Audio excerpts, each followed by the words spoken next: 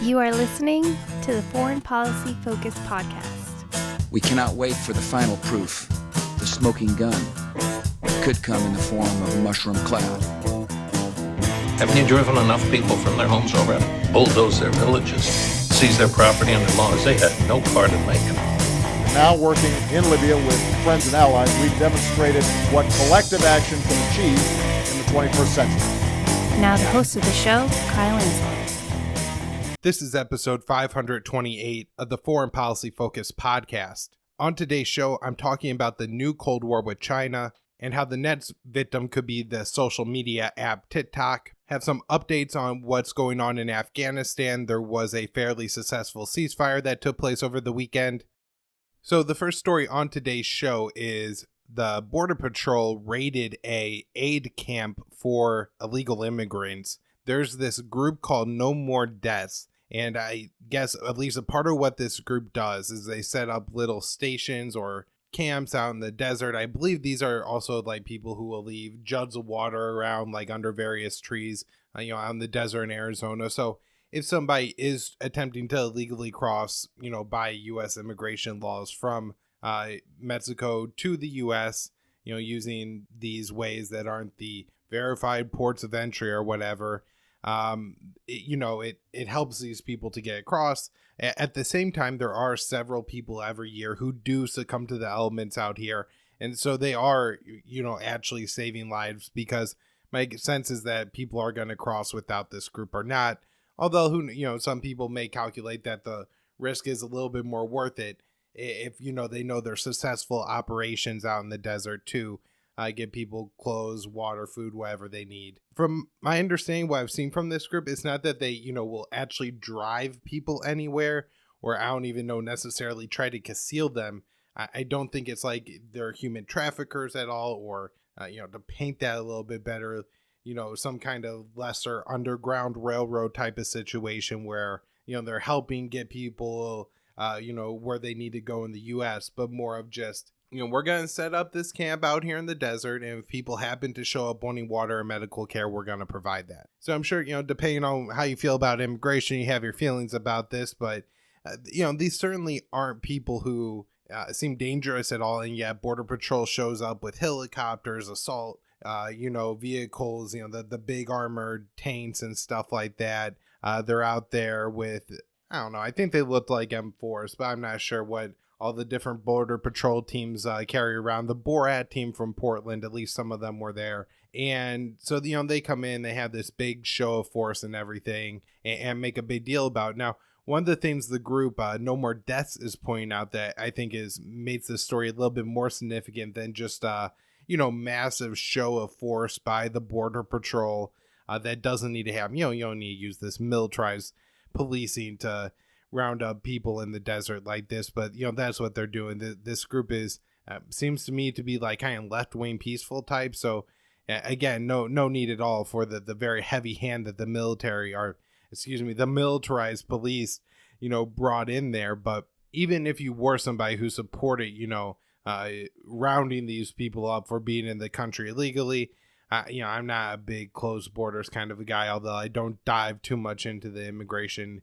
debate because, I've heard people make arguments for both sides, and, there's a lot of compelling stuff to be said, and it's not as much my thing, but the militarized policing is, and that's the problem here. So moving on to the, U.S. Cold War with China and how, we're ramping up this war on all kinds of fronts, economic, there's like a diplomat pushes, humanitarian pushes that's spelling, the ending the Houston consulate that the Chinese had, and then them kicking us out of a consulate building. The conflicts in the South China Sea, the issues with Taiwan.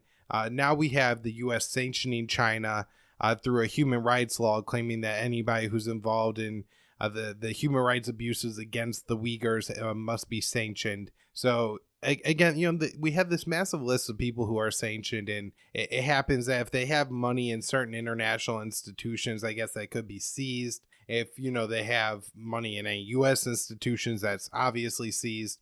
My guess is that not many members of the CCP hold like money in U.S. accounts unless there comes some kind of CIA spy. So I doubt that it hurts them too much on that front, but when they, sanction all these different businesses or different agencies of the CCP, then it prevents business from being done between the US and our allies in China. Now, I know that the sanctions aren't going to stop Russia from doing business with China, but there are certain probably Russian companies or entrepreneurs that especially are maybe too connected with the government who may decide not to do business with China because they would lose all their business with like the US or Germany or something like that. So, these sanctions are bad and create more tensions between the US and China.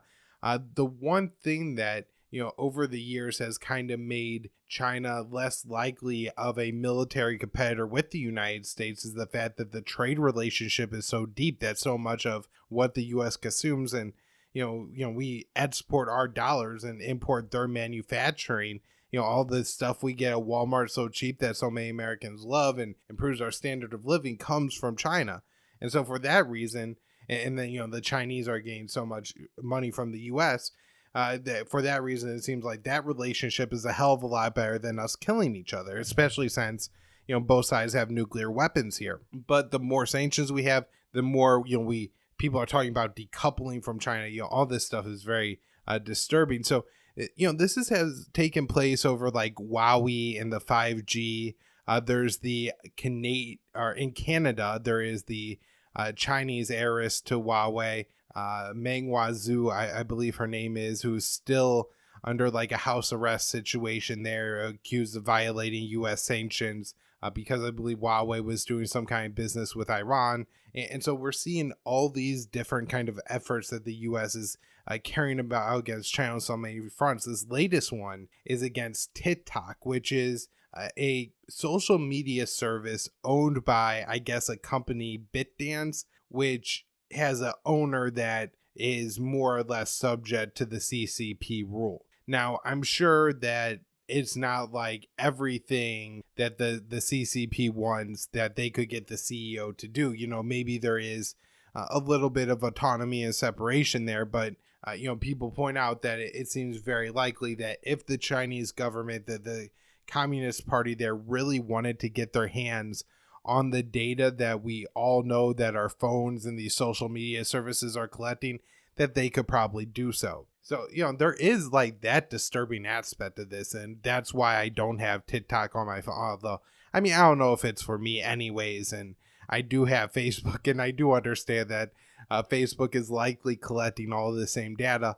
Although I do think, the Chinese Communist Party is probably a more nefarious and powerful organization than Facebook in a lot of ways. And, again, I would be concerned about having that app on my phone.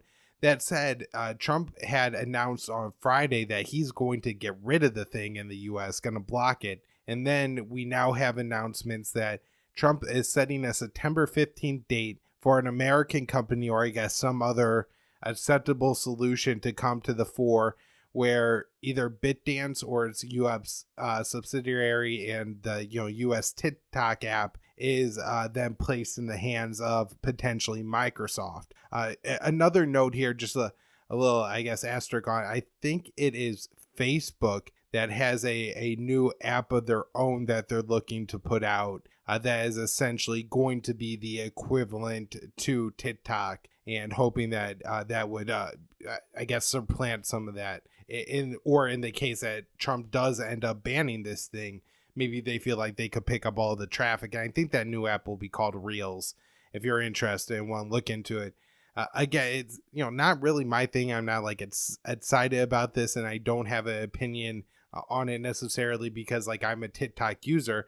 But at the same time, the president threatening to ban this is quite ridiculous. And I don't know if this, will in any way divest like U.S. and Chinese economic ties. I'm sure, China made some money off of this app, but I don't think it's substantial in that way. But I do think this is like a huge issue and a way to like really fear monger to people and be like, China is so bad that when we have their apps spying on you versus our apps, we have to, be big daddy government, come in and protect you. And I think in a lot of ways, that's what Donald Trump is doing. And so I'm really opposed to that. And so that's why I think that this is really unfortunate. There's also a lot of cronyism going on here. So Donald Trump is basically tanking the value of TikTok, saying that he's not going to allow it in the U.S., which has to be, so like if TikTok isn't allowed in the U.S., the value of the company would drop way down. And so with everybody having that information that TikTok could be banned in the U.S. on September 15th, TikTok's not as valuable as it was, Thursday of last week. And I mean, it's certainly not as valuable as it was before this whole ban TikTok rhetoric ever started. And so now if China or if Microsoft's going to come in, they're going to make some good money off of this deal because they're, the company's much more valuable in their hands than in BitDance's hands because, they'll be allowed to operate it where BitDance wouldn't. But at the same time, if Microsoft doesn't make a deal with BitDance, then it's worthless to everyone. So they're kind of put in a position where Microsoft has a lot of power in the negotiating process. And I guess other companies are trying to get on negotiating a little bit. And so maybe that'll make the competition a little bit more fair. But I don't think Trump's very interested in that. He says that whoever gets it should pay some to the Treasury, I guess, for making all this cronyism possible. All right, moving on. We had 9 U.S. soldiers believed to be killed in a training accident off the coast of California. I think at least 7 are Marines, and then one was a Navy sailor. And I believe the other one was a Marine, but it was unclear in the articles that I had read. It didn't seem like the Navy and Marines had officially given up the search, although they said like after this long, this is likely the situation. And so I think people are anticipating that we're going to end up with a total of 9 dead soldiers in this training accident. And, I've been reading Mark Perry recently writing about the Navy and the very poor, state of the leadership of that organization, the, infrastructure of the Navy, the ability to maintain that infrastructure, the fact that, they keep wanting to build more and more ships, but, they can't even maintain and crew the ships that they have. Not to mention all the new ships that they build have massive problems. The Zumwalt class of destroyers doesn't have a weapon. The new Reagan aircraft carriers don't have hydraulic, or I forget what kind of lifts they are. They might be magnetic lifts that actually work to bring the F-35s from below to above deck. So, you got a lot of problems on that side of it. But this is just another example of, the Navy just not being able to run its duty and jobs, and it's very disturbing. You would think, as much as the U.S. is always playing up this new Cold War rhetoric, people would be really concerned when accidents like this happen, when the USS Bonhomme ends up on fire in a port, when the Theodore Roosevelt coronavirus outbreak, the USS John McCain running into another ship. Our Navy's in disarray, and yet everybody's paranoid about China. And nobody will take the Navy to task and criticize them and be like, what's going on here? Because if the threat from China that they say is real, then the state of the Navy, I think, should be a great concern. But I think that threat's inflated. All right, next up, the National Guard is going to undergo a reorganization to prioritize being able to combat Russia or China. I think there's a few problems with this. The first is just, it buys into the whole great power competition. And somehow, if we go to war with Russia, extra brigades of soldiers are going to be what makes the difference when we're talking about the two countries with the largest nuclear weapons arsenals.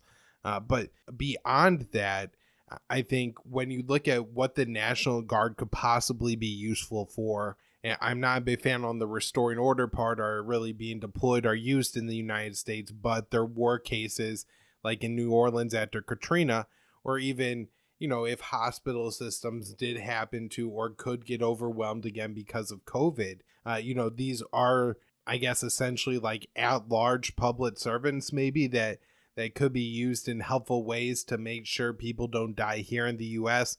rather than just kind of train them for war on the other side. Now, it's kind of funny that nobody really imagines even an attack on the U.S. homeland and needing the National Guard as like the militia to come in and save the people, from China or something like that. Again, if things ever got that far, we all know that it would be nuclear warfare. And so, kind of debating and strategizing there is, just a silly, like, fun game more than anything else. Mike Meharry, I believe, has this one up at the 10th Amendment Center. Homeland Security sees $2 billion in cash from travelers between 2000 and 2016. A lot of this money came in large chunks, and it's often very hard for people to get their money back. And that article is actually at Reason, not from Mike at the 10th Amendment Center, but I'll link to that one in the show notes page. Raytheon has cut a deal with Israel to produce the Iron Dome system in the United States. This is Israel's missile defense system that they built to combat the rockets that Hamas or other Palestinian groups launch. I guess maybe also they use them to train against Hezbollah. I think they target more like small targets in a shorter range than, let's say, the U.S. Patriot missiles. Raytheon, I guess, is planning to turn a profit here by then getting like the U.S. to approve arms sales to sell these things around the world. The U.S. Army is using the U-2 spy planes to relay from F-35 to missile commands. And I guess, this helps extend the range of how far an F-35 could like fire a missile and hit a target. One of the reasons that, this I thought seemed a little bit significant is just because I've seen lately the U.S. doing an increased number of, spy plane missions, both in the South China Sea, but particularly, in areas surrounding Russia, and Russia increasingly intercepting these planes. A lot of people, I think portray this as Russian aggression, where if you see that the U.S. could potentially, use these planes as relays for missiles, then it makes a lot more sense why Russia is concerned about having them near their airspace. So it looks like they're planting the seeds of another regime change propaganda effort in Venezuela. The opposition parties to the government there, headed by Maduro, have announced that they will boycott the elections that are supposed to happen in December. Now, I can't imagine the complications that are going to happen if Venezuela is battling COVID in December, between people claiming that, Maduro would be incompetent for not delaying the election versus a tyrant for delaying the election. So he's probably going to be put in a no-win situation. And my guess is he's not going to be very happy with like mail-in voting because I think the majority is pretty clearly his. And so I see that on the horizon. But also what happens when parties abstain from the election is then they say that the election was illegitimate. And then the U.S. comes in and says, no, that, this guy is actually president, not Maduro. And we saw last time with Juan Guaido that, this led to a lot of problems in Venezuela and a lot of strife. At one point, a bunch of opposition people to Maduro ended up setting on fire an aid truck that was trying to get into Venezuela. All right, so some good news on Afghanistan. Looks like there was a fairly successful ceasefire over the weekend to celebrate a Islamic religious holiday between the Taliban and Afghan government. As far as I could tell, there wasn't any big violations of that ceasefire. And so some parties are saying that they're hoping that this could be used to carry on and build into talks and hopefully snowball into having some kind of less violent future for Afghanistan.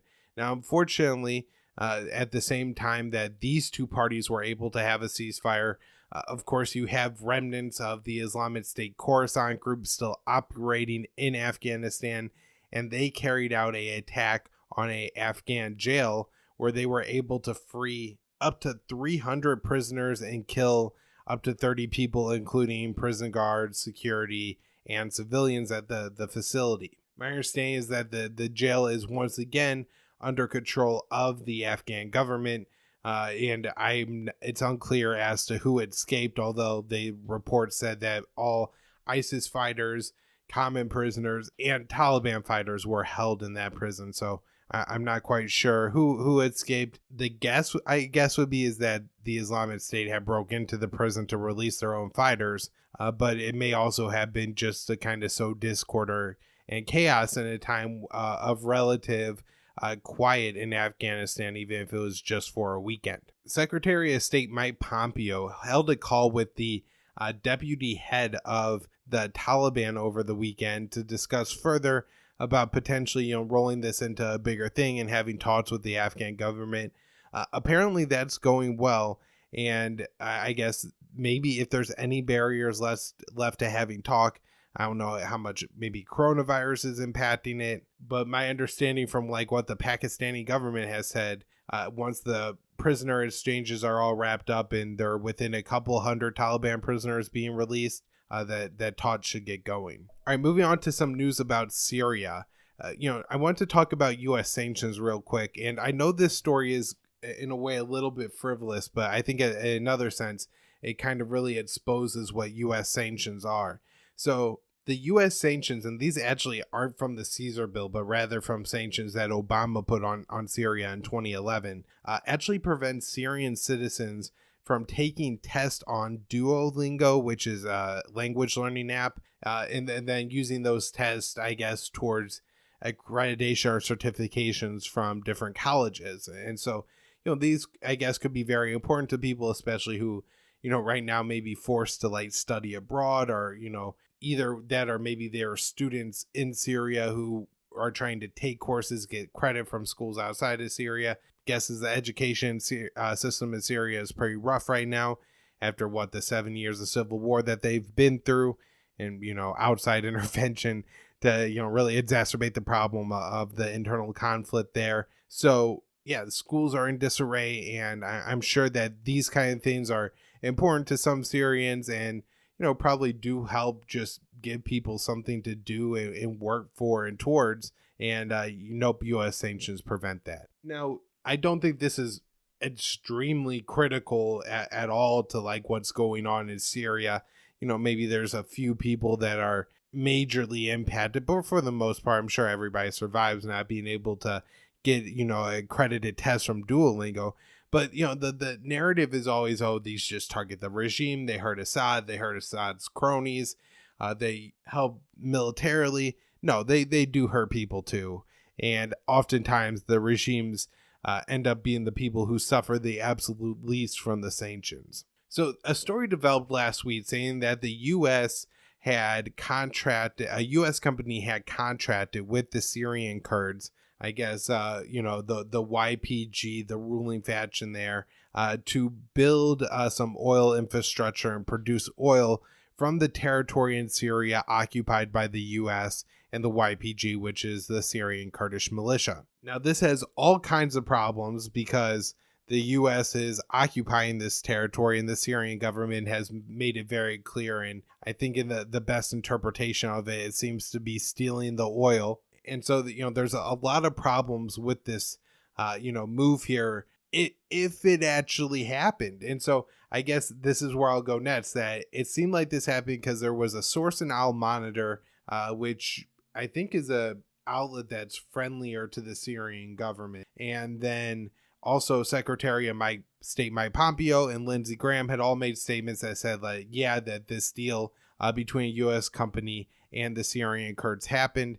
The Syrian Kurds came out and clarified that no, that's not what happened. They're actually looking at taking contracts from either U.S. or Russian companies, not even limited to the U.S. How do you like that? And that they had just given a license, I guess, to move forward with one U.S. company, and that was Delta. So how this story is developing is pretty interesting, especially if, Pompeo went in front of Congress and talked about this and made it seem like the deal was done. And in fact, it's not. And if the Syrian Kurds are looking at doing business with a Russian company, would really undermine what Trump is apparently staying in Syria for at this point, which is just to, kind of pump oil and protect the Kurds. But the Kurds are working with the Russians to pump the oil, then there's really no reason for the U.S. to be there. Israel bombed targets around the Syrian capital of Damascus, claiming that it was going to prevent a Syrian attack on the Israeli border.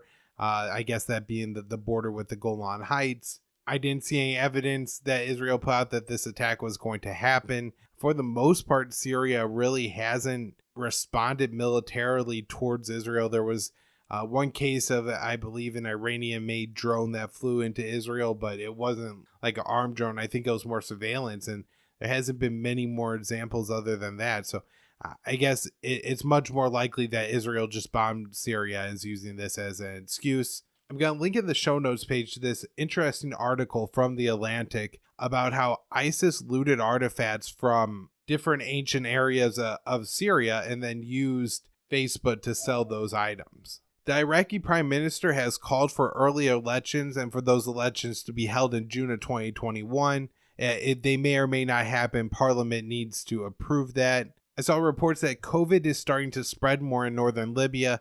This is a war-torn area where even if, COVID isn't an extremely serious virus, it's still probably going to have a disproportionate impact with less healthcare facilities and everything like that, and ongoing civil war and strife. The government and National Accord is continuing to threaten to launch an attack on Sirte. The UN says there's about 125,000 civilians in and around that city who would be at risk if that attack happened. Last story today, 15 people were killed at a displaced persons camp in Cameroon. Boko Haram is suspected of being behind that attack, and this is, again, an ongoing pattern of what's happening in the Sahel region of Africa. As Libya was first destabilized, the militants flooded into these other surrounding areas of Africa and have continued to just pile up bodies in these countries. All right, that's where I'm wrapping up the show for today. Hope everybody liked it. Make sure you share it. libertarianinstitute.org. I'm on Twitter at KyleAnzalone_ and patreon.com/foreignpolicyfocus.